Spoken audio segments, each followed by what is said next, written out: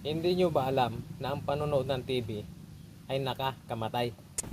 Bakit ka mo? Ito, magbukas ka ng TV, ang laman ng balita, magkakaroon daw ng zombie apocalypse. Kakagatin tayo lahat, mahabulin tayo ng mga zombie, matatakot tayo, ninervyusin tayo, magkakasakit tayo, madapa tayo, magkakabukol tayo, sakit natin, patay tayo, di ba? Manunood ka pa ng balita ulit. 2 beses na yan! Ang laman ng balita, ito naman sasabihin sa'yo. Bawal daw uminom. Bawal daw kumain ng marami. Bawal daw walang tulog. Bawal yung mga mamantikang pagkain. Mag-iisip ka ngayon kung anong kakainin mo. Hindi ka na rin pwedeng uminom, bawal daw eh. May stress ka, mag-iisip ka. Dahil na-stress ka, pababa yung immune system mo.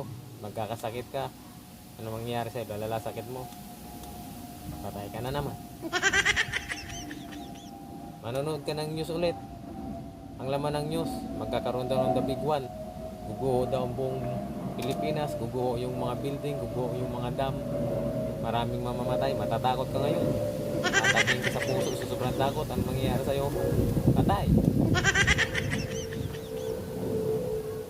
Manonood ka ng sports, talo gilas, may stress ka, magkakasakit ka. Ano mangyayari sa'yo? Lalala sakit mo. Patay ka na naman.